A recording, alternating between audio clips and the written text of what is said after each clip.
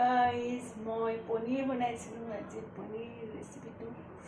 অকণমান টেষ্ট কৰি চাওঁ কেনেকুৱা হৈছে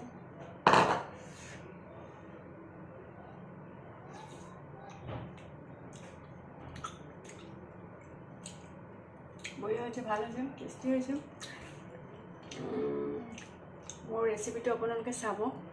আৰু যদি এই পনীৰ ৰেচিপিটো আপোনালোকৰ শ্বৰ্টকাট মই নাইটৰ কাৰণে ৰাতিৰ কাৰণে শ্বৰ্টকাট ৰেচিপি বনাইছোঁ যদি আপোনালোকৰ এই ৰেচিপিটো ভাল লাগে কমপ্লিটলি মোৰ ভিডিঅ'টো আপোনালোকে চাব ৰেচিপিটো আৰু আপোনালোকে ঘৰত বনাই খাব শ্বৰ্টকাট আৰু কমেণ্ট কৰিব কেনেকুৱা লাগিছে মোৰ ৰেচিপিটো খাই এইটো পনীৰ ৰেচিপি খাই চাব বিৰাট টেষ্টি পনীৰটো বিৰাট চফ্ট হৈছে শ্বৰ্টকাট একদম আদা নহৰু চেলাই ল'ব আদা নহৰু বিলাহী পিঁয়াজ তেল দি ভাজি ল'ব তাৰপিছত মিক্সিত পেষ্ট কৰি ল'ব আৰু তেলত জিৰা ফোৰণ দিব শুকান জলকীয়া দিব গোটেইখিনি বহি দিব ভাজি তাৰপিছত পানী দি দিব বাটাৰ দি দিব পনীৰখিনি দি দিব হৈ গ'ল নিমখ হালধি আৰু জলকীয়াৰ গুড়ি দিব আৰু অকণমান চিক্ৰেট এইটো মই পিছত ক'ম